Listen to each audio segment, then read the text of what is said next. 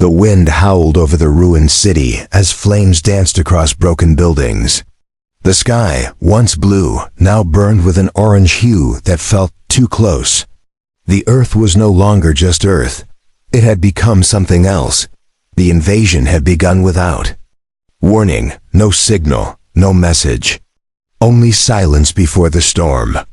Then, strange lights appeared in the sky, and ships bigger than mountains hovered above the cities. Tomas had never seen real war before. He was a mechanic. A quiet man who worked alone in his father's garage. But the day the sky turned red, he picked up a rifle and ran outside like millions of others. The creatures that landed were not mindless beasts. They moved like soldiers. Their weapons were beyond human understanding. And yet, they didn't kill without reason. They captured. They studied.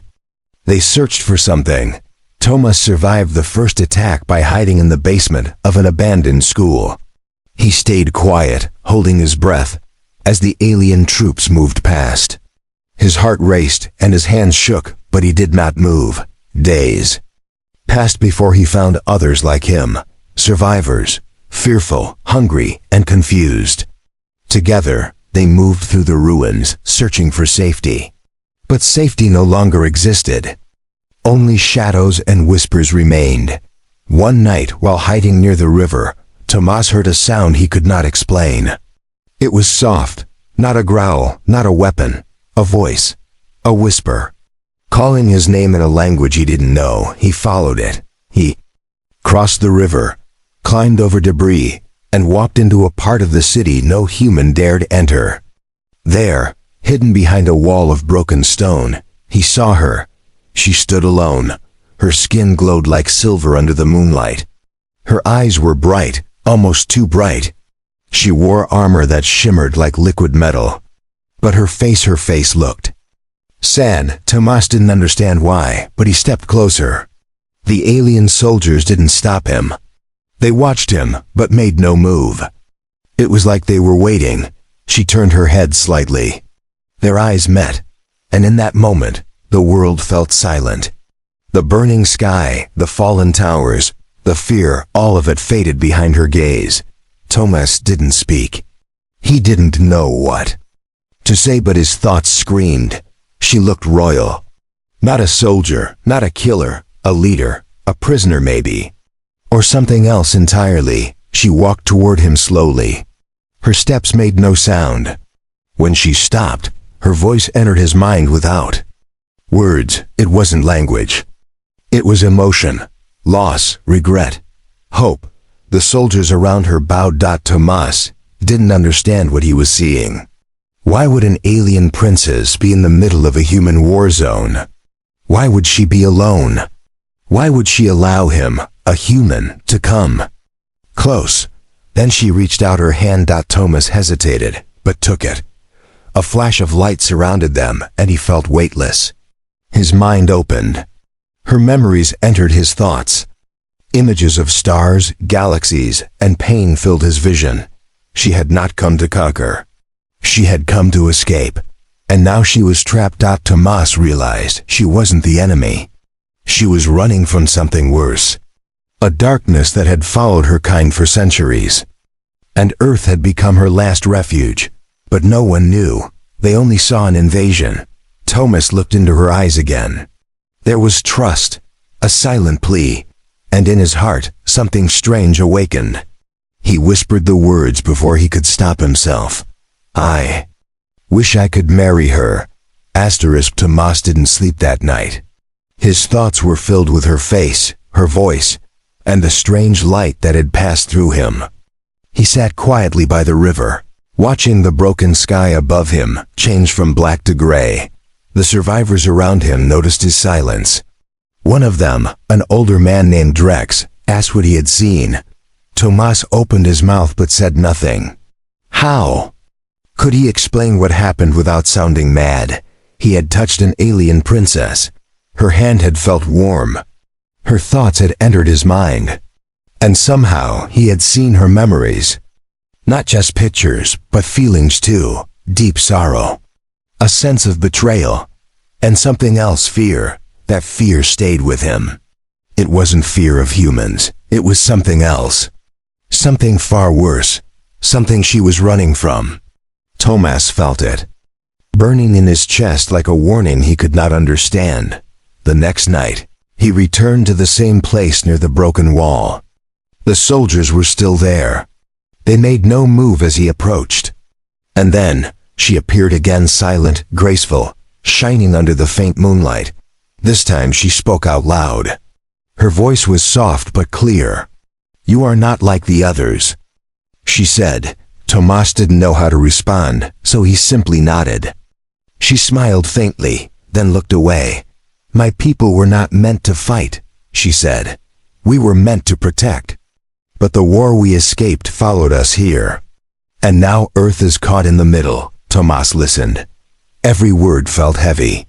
He asked her name, and she answered, "Elira." It sounded like music.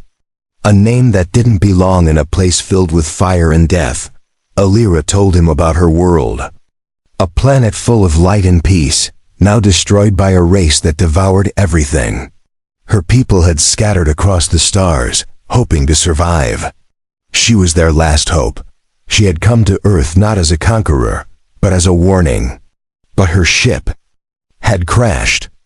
Her guards had protected her, hiding her from both the enemy and the humans who feared her. Thomas felt his chest tighten. If what she said was true, Earth wasn't just at war with her kind. It was standing in the path of something far worse. Something even she feared. He asked why she had spoken to him. Why not a leader, a general, someone with power? She looked at him with eyes that seemed to shine brighter in the dark. "Because you listened." It was a simple answer, but it struck Thomas deeply. In a world full of guns and orders, he had stopped to hear a whisper. And that whisper had changed everything. Elira stepped closer. Her armor glowed softly, and her silver hair fell over her shoulder like a ribbon of light. "I need your help," she said. Not as a soldier, but as a voice. A bridge between our worlds. Thomas was silent. His heart pounded in his chest. He didn't feel like a hero. He didn't feel strong. But something inside him refused to walk away. "I'll help," he said. Elira gently placed her hand on his forehead. For a brief moment, Thomas felt weightless again. He saw stars, fire, and the face of a monster hiding in shadows. A vision of what was coming. When the light faded, Elira looked tired. "Now you carry my truth," she said. "You are part of it, and they will come for you." Thomas didn't ask who. He already knew. The ones chasing her. The ones who destroyed her world. The ones who would soon arrive on Earth. He looked at her again. In that moment, she wasn't just an alien. She wasn't just a princess. She was someone alone, holding a burden too heavy for one heart, and he had chosen to carry it with her. Thomas didn't return to the others that night. He stayed near the ruins, hidden beneath a broken metal structure. He watched the stars, wondering which one had once been her home. The cold crept in as the night deepened. But he didn't move. He couldn't forget what he saw when Elira touched his mind. A darkness with no face. A hunger with no end. It was more than war. It was extinction. By morning, the sky was filled with new sounds. Ships. Not like Elira's. These were louder. Heavier, darker. They moved without care, breaking through clouds with sharp trails of black smoke. Elira appeared again, but this time she wasn't calm. Her face was tense. Her voice was firm. "They are here," she said. "The ones who chased us across galaxies. They found me. They'll burn everything to get me." Thomas stood slowly. His hands trembled, but not from fear. He looked at her and nodded. "Then we run," he said. But Elira shook her head. "If I run again, Earth will fall like my world did. I must make a stand." She handed him a small device. It glowed softly and pulsed with a quiet hum. "This is your key," she said. "It proves who I am. It holds everything. My memories. My voice. If I fall, This must survive. Thomas didn't want to take it. But he did. They moved together through the city's edge, staying in the shadows. The alien guards followed closely. Silent and watchful, from above, the sky darkened with ships. Some circled, others landed. The hunt had begun. Thomas asked why the enemy wanted her so badly. Alira answered without stopping. Because I carry the light of my people. I am the last one. If I'm gone, there's no one left to speak our truth. They reached a broken bridge by dusk. Below it was a path to the old subway. Thomas had used it before to escape patrols. Now it would be their road into the underground. Inside, it was damp and dark. Their footsteps echoed against the cracked tiles. Rats scurried past. Water dripped from broken pipes. The alien guards lit the way with blue lights on their armor. Suddenly, Alira stopped. She pressed her hand to the wall. A hidden door opened. Behind it was a chamber filled with old tech, glowing symbols, and a strange hum that made Thomas feel dizzy. This was my temple, she said. I built it when I first landed. To hide. To wait. But now it's no longer safe. They know. We must leave soon. Thomas walked around the room. He saw devices he couldn't name. Floating stones. Maps made of light. A statue that looked just like her. It was both beautiful and haunting. Alira stepped beside him. This place holds my people's last song, she whispered. When they come, they will erase it. Unless we stop them. Outside, the ground shook. A loud roar filled the tunnels. Dust fell from the ceiling. The enemy was close. Too close. The guards readied their weapons, forming a wall between Alira and the sound. Thomas held the device tightly. He didn't feel like a soldier, but he knew he had a duty now. Not just to her, but to every voice that had been lost in silence. The door burst open. Dark figures rushed in, not fully alive, not fully machines. Their eyes burned red, and their movements were fast, cold, and precise. Alira raised her hand. A wave of light pushed them back. But more followed. The guards fought hard. Thomas was pulled back by one of them, forced through another hidden tunnel behind the statue. He looked back one last time. Alira was still standing. Her hair glowed in the blue light. Her eyes locked with his. And though no words were spoken, he knew what she wanted. Survive. Thomas stumbled through the tunnel, his hand still clutching the glowing device Alira had given him. His heart raced with each step as explosions echoed far behind him. The world was shaking, and he knew it wasn't just from falling buildings. The alien guard that had pulled him away moved fast but silent. Its armor shimmered under the dim lights. As it led Thomas through the dark and narrow path, there was no turning back now. They emerged into another part of the ruined subway. This one was filled with rubble, old wires, and signs of past battles. Thomas could still hear the distant sound of gunfire and the strange screeches of the enemy. The guard stopped suddenly. It turned to Thomas and pointed toward an old maintenance hatch. Without speaking, it pressed a code into the panel and forced it open. Behind it was a steep ladder leading upward. Thomas climbed without question. His arms burned with each pull. His legs trembled, but he didn't stop. The memory of Alira's eyes gave him strength. The promise he had made gave him purpose. At the top, he found himself inside an abandoned hospital. The hallways were cracked and dark, with flickering lights that barely worked. Dust hung in the air like fog. Somewhere, a door creaked in the distance. The guard joined him a moment later. It scanned the area, then looked at Thomas and nodded. They had reached temporary safety, but Thomas knew it wouldn't last. The hunt wouldn't stop until Alira was captured or dead. Thomas sat on the edge of a broken bed and finally looked at the device again. It pulsed in his palm, warm and alive as if it were breathing. He pressed the side gently, and a small projection appeared. It was Alira, not her body, but her voice and memory. "If you see this," her voice said, Then I am gone, or I am fighting. This message is not just for you. It is for your world. She spoke of a hidden code inside the device. A message for Earth's leaders. A warning of what the enemy truly was. Not just soldiers, but destroyers. Feeders of planets. And Earth was their next feast. Tomas felt the weight of her trust sink deeper into his chest. He wasn't a leader. He wasn't trained for this. But now he carried something that could save millions, or doom them if lost. He stood up. The guard motioned toward the window. In the distance, Earth's last defense bases lit up with sirens. Human ships rose into the sky, slow and clumsy compared to the enemy's dark machines. A voice came through the broken intercom. To all survivors. It said, "Enemy forces are advancing. Evacuate. Seek shelter. Protect what you can." This is not a drill. Tomas turned to the guard.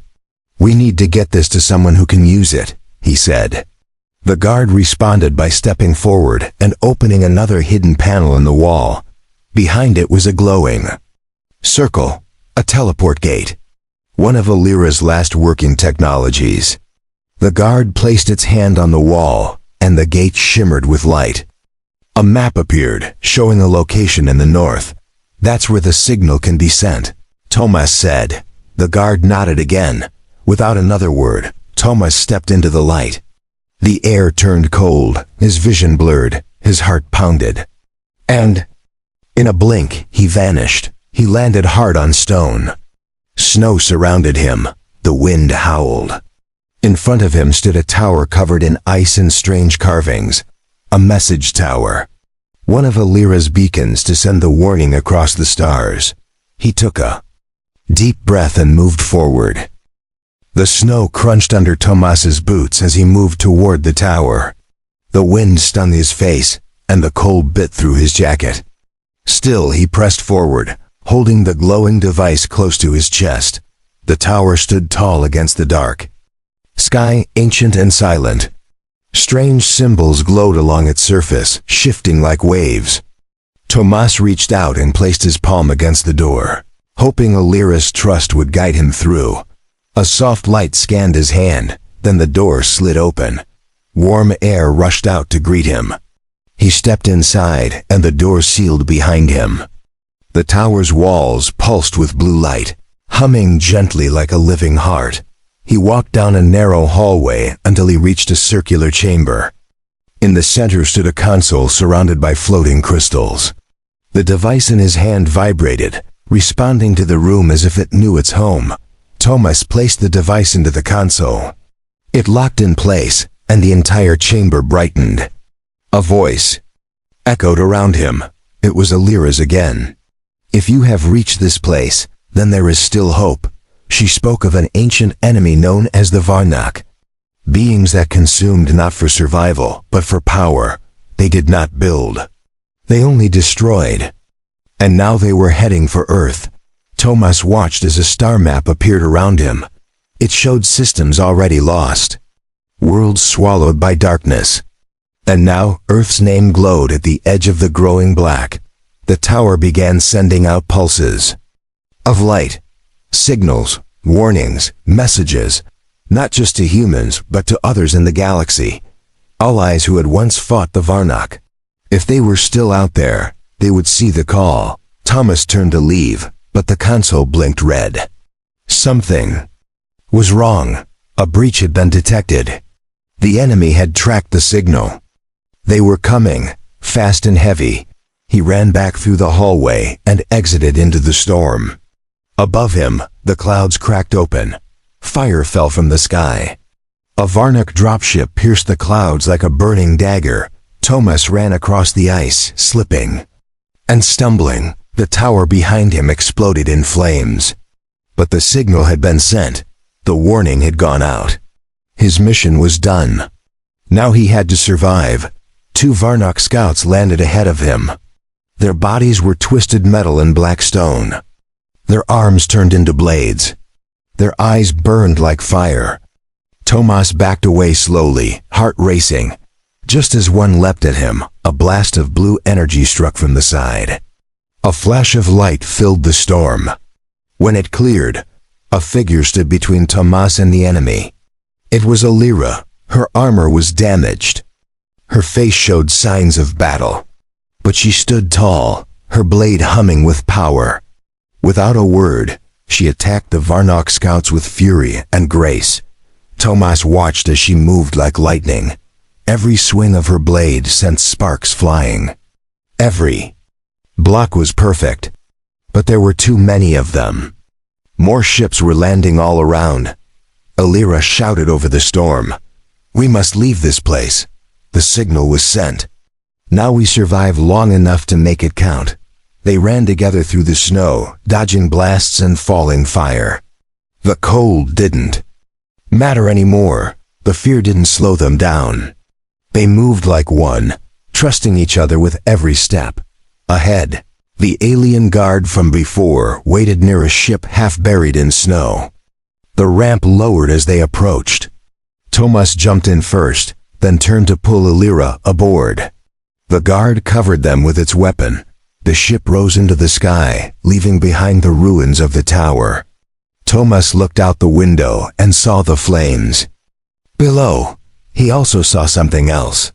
A new light blinking in the sky. Other ships responding to the call.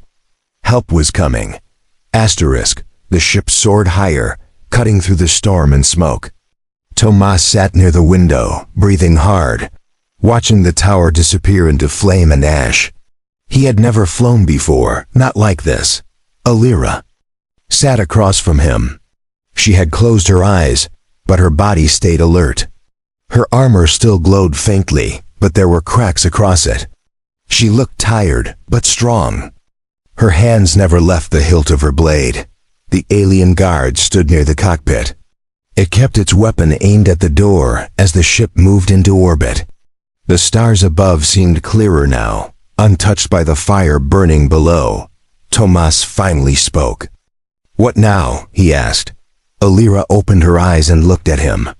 Her voice was calm but filled with weight. "Now we tell the truth. To your people. To the world. Before it's too late." He nodded slowly. "But who would believe us?" he said. "I'm not a soldier. I'm not important." Alira reached forward and placed her hand over his heart. "You carry more than anyone else. You listened when others shot first." The ship entered the outer layers of Earth's atmosphere. In the distance, human satellites blinked red. They had been watching, tracking, waiting, and now they were aware something had changed. A human voice came through the ship's comms.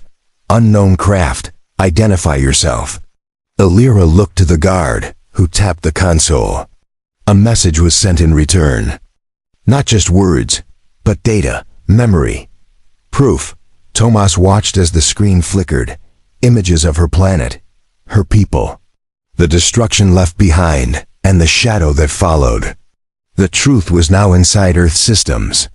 It couldn't be ignored. The voice returned. "You're being escorted to Skybase 9. Remain on course. Do not deviate." 2 fighter ships joined them, flying on each side. Tomas could feel the tension in the air. As they landed, the hangar filled with soldiers. All of them aimed their weapons at the ship. Tomas felt his body tense, but Alira stood first, holding no weapon. She raised both hands in peace. Tomas followed her out. The light was harsh. The soldiers shouted, but none fired. A man in a long coat stepped forward. His eyes moved between Tomas and Alira. "Is this the alien who sent the signal?" he asked. Tomas nodded. "She's not the enemy," he said. "She's the warning. And the last hope." The officer looked unsure. Then, he turned to the technician behind him. The man held a pad showing the data. His face went pale. "It's true," the technician whispered. "It's all real. Everything she said is real." They were taken into a private room. Alira told her story again. This time to leaders, generals, and scientists. Tomas sat beside her, watching every expression as they listened. Some faces changed from doubt to fear.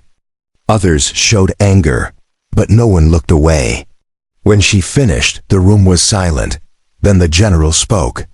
"If we don't act now, Earth will end like her world did." Plans began quickly.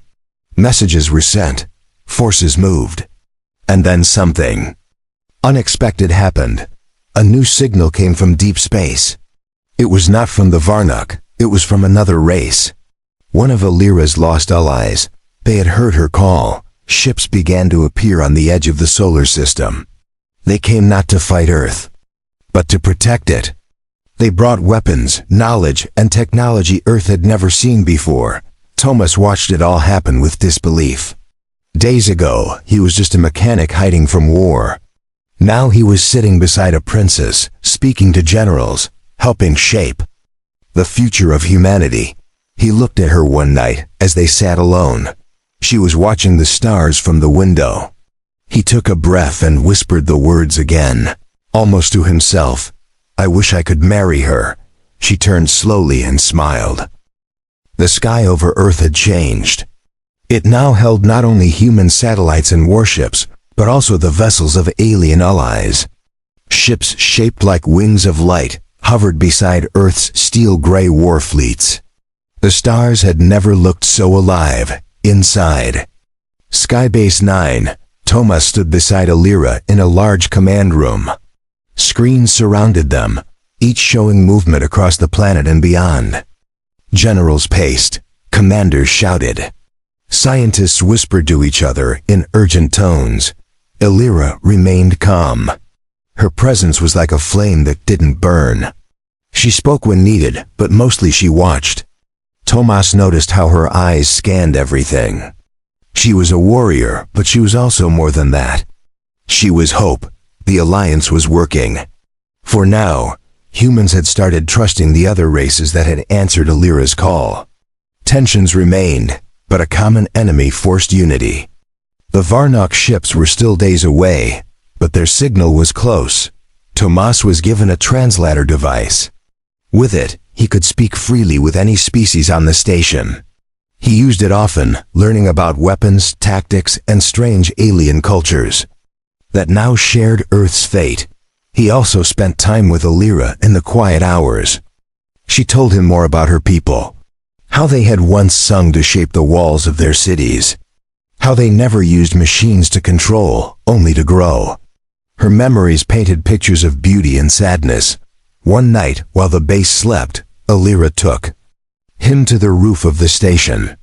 The stars above looked close enough to touch. She stood at the edge, her armor glowing faintly. "Tomorrow the real war begins," she said. Thomas joined her. He didn't speak at first. Then he asked the question that had lived inside him since the moment he met her. "Why did you choose me?" She looked at him with soft eyes and gave an answer he never expected. "Because you were honest." That word stayed with him. He wasn't powerful or special, but he had been true. In a world filled with fear and guns, he had listened to a whisper and reached out his hand instead of raising a weapon. The next morning, alarms echoed across the base. The Varnok fleet had entered the solar system. Massive, dark ships shaped like claws moved toward Earth. Each carried weapons that could melt cities in seconds. The human forces launched first. Missiles, energy blasts, and drones swarmed toward the invaders. The Allied fleets joined soon after. Lights danced in space.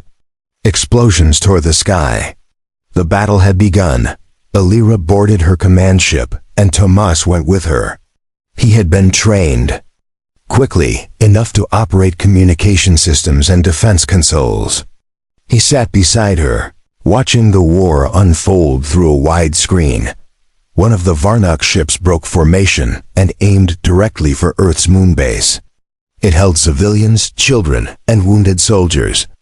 Alira gave a command. Her ship changed course, speeding toward it with everything it had. Thomas could feel the ship shake under pressure. Every second counted. The enemy's weapons began to charge. A red glow built beneath their ship. Alira's hands moved quickly, guiding her ship like a sword through space. They reached just in time. With a blast of light, Alira's ship cut through the Varnuk side.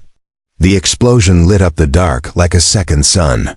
The moon base was safe. For now, but it was just one ship. More followed. Bigger, faster, stronger.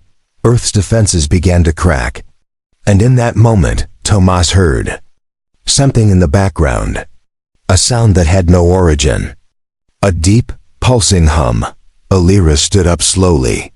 Her face turned pale. "They've awakened the Ancient One," she said. "The true leader of the Varnuk. The destroyer of stars." Asterisk. The ship trembled as the deep hum filled every surface. Lights flickered across the control panels. The stars beyond the glass began to shift as if pulled by something unseen. Tomas stood frozen, staring at Alira's face. She didn't move for a moment. Her eyes stared into space with a quiet horror. Then she turned to the crew.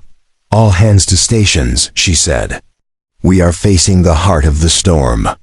This is where legends are either made or broken." Tomas swallowed hard and returned to his console. The data coming in made no sense. Energy readings too high. Gravitational waves curling like whirlpools. Something massive was moving in from the far edge of the system. The Ancient One had arrived. It was not a ship in the way humans understood. It was alive. A thing of darkness and fire, wrapped in a body of broken stone and metal. It moved through space like a god. Nothing slowed it. Nothing could. All fleets turned toward it, human, alien. Every vessel stopped firing at the smaller Varnok ships and aimed at the colossus that now cast a shadow over moons and planets. Alira gave the order. "Focus all weapons. Aim for the core beneath its chest. That's where its power flows. If we fail there, we fail completely." Tomas worked fast. His hands moved without rest. He rerouted power, managed shields, and sent signals across the fleet. Every ship responded. They were no longer different armies. They were one. The first wave hit the Ancient One's armor. The blasts lit up the sky, but the beast barely slowed. Its arms reached forward, pulling two ships into its grasp, and crushing them like paper. Fear spread across the command deck. But Alira stood firm. She closed her eyes, then placed both hands on the central console. Light poured from her palms. The ship responded, glowing brighter than ever before. Tomas watched her. Her face was calm, but her body shook. She was giving her energy to the ship, fueling it with her own life force. The connection between her and the ship was deep, sacred, and dangerous. He stepped forward. "You'll die," he said. "There has to be another way." Alira looked at him with tired eyes. "This is my duty. My people's legacy must live. And Earth must not fall like we did." Tomas clenched his fists. "Then let me share the weight. I'm not letting you go alone." He placed his hand over hers. The console pulsed. For a moment, nothing happened. Then a surge of energy rushed through them both. The ship roared as power surged through its core. Its weapons grew hotter, sharper, deadlier. Alira spoke softly. "Now," she said. Together, the final beam launched. It tore through space like a blade of the sun. It struck the Ancient One directly in the chest. The light spread fast, filling its body with cracks. A scream echoed through every ship. The creature collapsed inward. It was over. The silence that followed was deep and strange. No one spoke, no one moved. Then the screens showed it. The Ancient One was gone, destroyed. The fleet began to cheer. Across space, voices from 100 worlds shouted in joy. But Tomas didn't cheer. He turned to Alira. Her body slumped against the console. He caught her before she fell. Her breath was weak. Her skin was cold. But her eyes opened and found his. "You saved them," he whispered. She smiled. "We saved them," she said. He held her close. "You can't leave now." "Not yet. Not after everything. I meant what I said." "I wish I could marry you." Alira blinked slowly. Her fingers touched his cheek. Her voice was faint, but steady. My answer is yes.